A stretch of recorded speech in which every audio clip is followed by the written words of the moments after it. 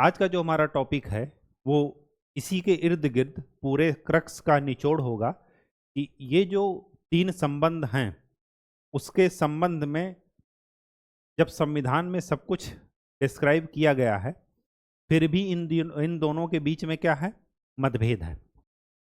और जब मतभेद हैं तो स्वाभाविक सी बात है कि कुछ पॉइंट्स होंगे तभी मतभेद हैं। तो किन मुद्दों पर सेंटर और स्टेट के बीच में लड़ाई चलती है, किन मुद्दों पर सेंटर और स्टेट के बीच में कोर्ट केसेज होते हैं, किन मुद्दों पर सेंटर और स्टेट एक दूसरे के आमने सामने होते हैं और वहीं पर संघवाद का ढांचा बिगड़ता हुआ दिखता है कि शायद संघवाद अस्तित्व में है ही नहीं। ठीक, तो आज का जो हमारा टॉपिक है वो है केंद्र और राज्यों के बीच केंद्र राज्य के बीच राज्य या राज्यों के बीच तनाव के बिंदु। किस मुद्दे पर दोनों की एक राय नहीं होती, और जब दोनों की एक राय नहीं होगी तो क्या होगा कि आपस में मतभेद होंगे और फिर चीज़ें क्या हो जाती हैं, डिले हो जाती हैं, कोर्ट केसेज होते हैं, सुप्रीम कोर्ट को दखल देना पड़ता है। ठीक, तो इन्हीं से रिलेटेड ये टॉपिक है। तो पहला जो मुद्दा है वो है राज्यपाल की नियुक्ति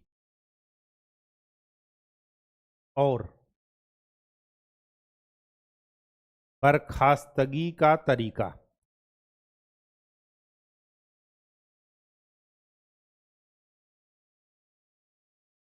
जब राज्यपाल पढ़ाएंगे तो आपको बताएंगे कि इनकी नियुक्ति कैसे होती है और कैसे इनको टर्मिनेट किया जाता है, बर्खास्त किया जाता है। ठीक, तो इस तरीके पर केंद्र और राज्य क्या हो जाते हैं, आमने सामने हो जाते हैं। ठीक है, अच्छा एक चीज आपको और बता दें इसी टॉपिक को शुरू करने से पहले। देखिए 1952 से 1947 में देश आजाद हुआ तो राष्ट्रीय पार्टी कौन सी थी, इंडियन नेशनल कांग्रेस, भारतीय राष्ट्रीय कांग्रेस। अब 1952 से लेकर के 1967 तक 1967 तक चीजें सकुशल रूप से चलती रहीं। केंद्र और राज्य आमने सामने तो आए, लेकिन किस वजह से आए, भूमि सुधार के मामले पर आए आमने सामने। ठीक, क्यों, क्योंकि केंद्र सरकार चाहती थी कि हम क्या करें, डीपीएसपी को लागू करें। तो उसके लिए भूमि सुधार आंदोलन, भूमि सुधार बहुत जरूरी था, संपत्ति के अधिकार को लिमिट करना जरूरी था। तो इस मामले पर दोनों आमने सामने आए, लेकिन कभी भी डायरेक्ट इंटरेस्ट कभी भी इन दोनों का नहीं टकराया। इशू तब उठा जब 1900, तो यहाँ पर लिख लीजिए, स्वतंत्रता के बाद से 1947 से 1952 में पहले लोकसभा चुनाव हुए थे, तो 1947 से लेकर के 1967 तक 1967 तक केंद्र और राज्यों में एक समान सरकारें रहीं। कांग्रेस की ही पार्टी केंद्र में थी और कांग्रेस की ही पार्टी राज्यों में थी। 1967 के चुनाव में क्या हुआ, अब ये देखिए, ये वही ईयर है, लाल बहादुर शास्त्री जी 1965 का जो भारत पाकिस्तान युद्ध हुआ था वो जीत चुके थे, उनकी क्या हो गई थी, मृत्यु हो गई थी। नेहरू जी चल बसे थे। केंद्रीय नेतृत्व में क्या हो गया, एकदम ऐसी स्थिति हो गई कि अब कौन नेतृत्व संभाले, तो सब लोग अपने अवसर की प्रतीक्षा कर रहे हैं। और यहीं पर किसका उदय होगा, इंदिरा गांधी जी का। ठीक, तो 1967 में क्या हुआ कि 9 प्रांतों में, 9 राज्यों में कांग्रेस की सरकार नहीं बनी या कांग्रेस चुनाव हार गई। अब स्वाभाविक सी बात है, जब कांग्रेस चुनाव हार जाएगी तो केंद्र में अलग सरकार, अलग दल की सरकार रहेगी और राज्य में अलग दल की सरकार रहेगी। और जब अलग दल की सरकार रहेगी तो न केवल दल बल्कि वैचारिक मतभेद, भौतिक मतभेद, सांस्कृतिक मतभेद, ये सब के सब राजनीतिक मतभेद, ये सब के सब क्या होंगे, बढ़ेंगे। ठीक, और इसी का परिणाम था कि उस समय के बाद से केंद्र राज्य संबंध का मुद्दा केंद्र में आ गया। उसके पहले केंद्र और राज्य कभी भी डायरेक्ट आमने सामने नहीं आते थे। क्यों, क्योंकि सभी राज्यों में एक ही दल की सरकार रहती थी, तो एक ही विचारधारा चल रही थी। ठीक। तो सबसे पहला जो टकराहट का जो संभाव्य क्षेत्र है वो क्या है? राज्यपाल की नियुक्ति और बर्खास्तगी का तरीका। दूसरा जो पॉइंट है वो ये है, राज्यपाल की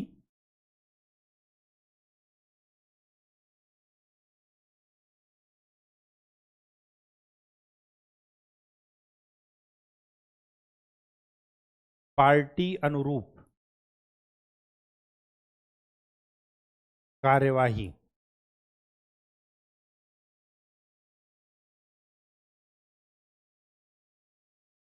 और पक्षपातपूर्ण रवैया। राज्यपाल की नियुक्ति कौन करता है? केंद्र सरकार।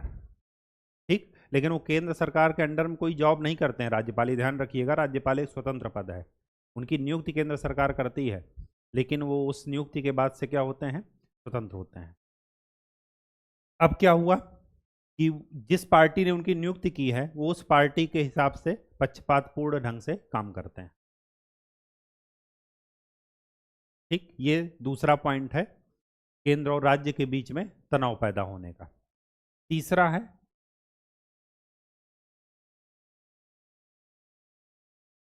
बिना, ये लिखिए, अनुचित या बिना ठोस कारण के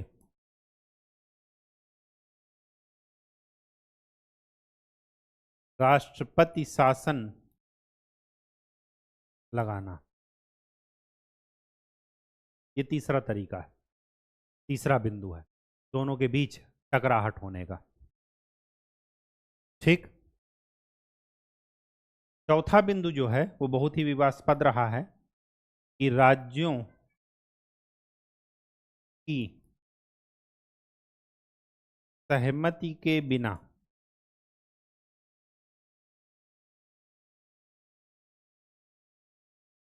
केंद्रीय बलों की तैनाती, सेंट्रल आर्म्ड फोर्सेज जो होते हैं, टोटल 7 हैं, सीआरपीएफ, सीपीएफ, ये सब जो है, तो इनकी जब राज्य में तैनाती होती है तो राज्य सरकार से नहीं पूछा जाता। ठीक। पांचवी बात,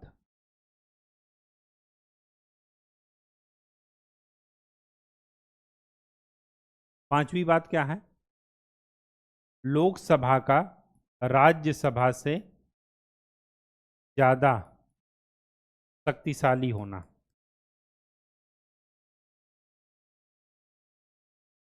लोकसभा के पास राज्यसभा से ज्यादा शक्तियां। ठीक। छठवां जो पॉइंट है वो ये है, अखिल भारतीय सेवाओं का प्रबंधन, ऑल इंडिया सर्विसेज। भारत में कितनी है? 3। उनका जो मैनेजमेंट है वो भी एक विवाद का मुद्दा रहा है। ठीक है।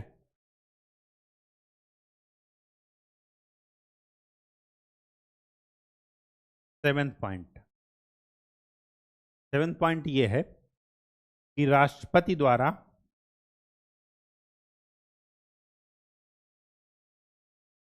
राज्य विधेयकों को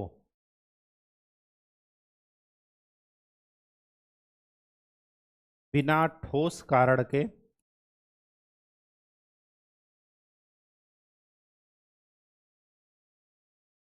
आरक्षित करना।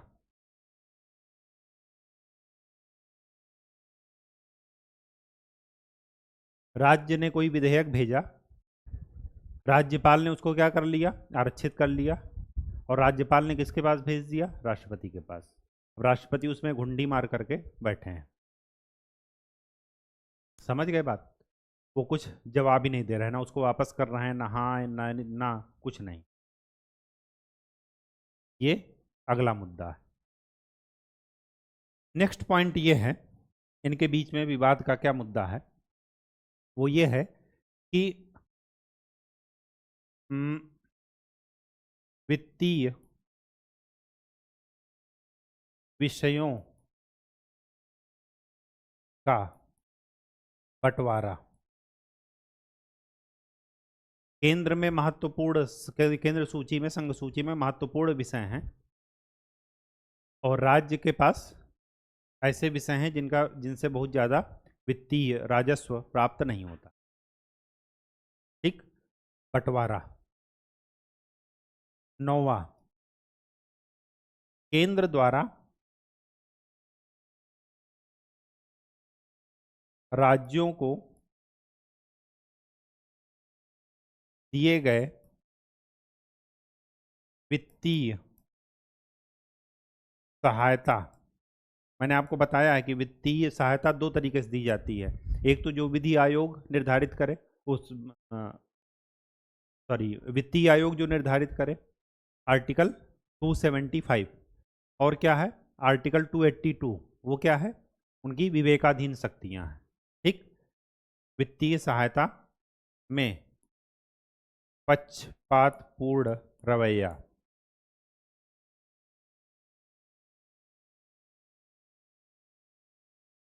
अगला पॉइंट क्या है, अवशिष्ट शक्तियां, चाहे वो कानून बनाने की हों चाहे वो कर से रिलेटेड, कहाँ है, संघ सूची में। अवशिष्ट शक्तियों का संघ सूची में होना।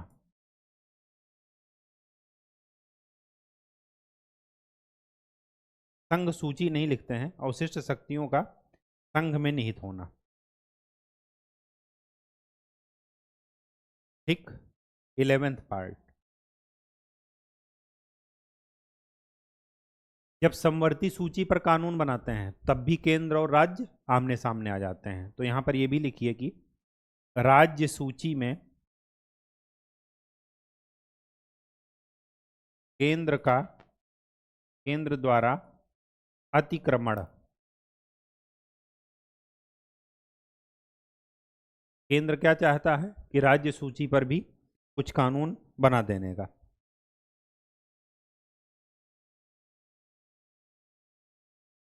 ठीक,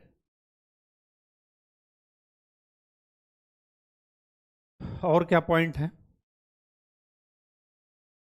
दिल्ली वाले मुद्दे से आपको ये जरूर ध्यान में रहेगा, ये वाला पॉइंट कि सीएम के खिलाफ जांच आयोग, पद पर रहते हुए भी जांच आयोग बैठा देना।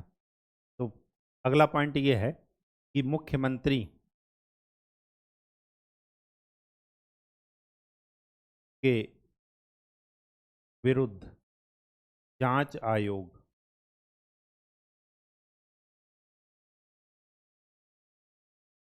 और इलेक्ट्रॉनिक एंड मीडिया, ये किसके क्षेत्र में आते हैं, केंद्र सरकार के। संचार के साधन किसके क्षेत्र में आते हैं, केंद्र सरकार के। का पक्षपातपूर्ण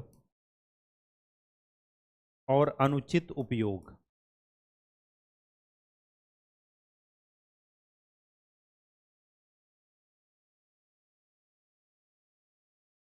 ठीक, अनुचित उपयोग इस वजह से लिखे हैं क्योंकि ये उद्देश्य राजनीतिक उद्देश्यों की पूरा करने के लिए इसका इस्तेमाल कर रहे हैं।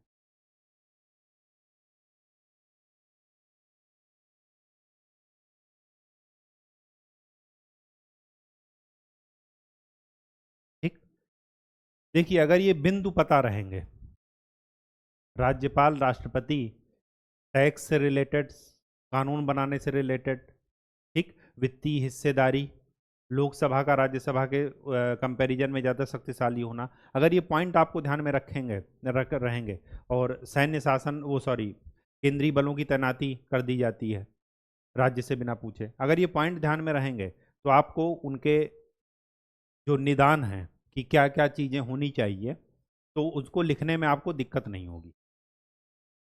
ठीक, अब जब ये इशू हुआ तो उसके बाद क्या किए,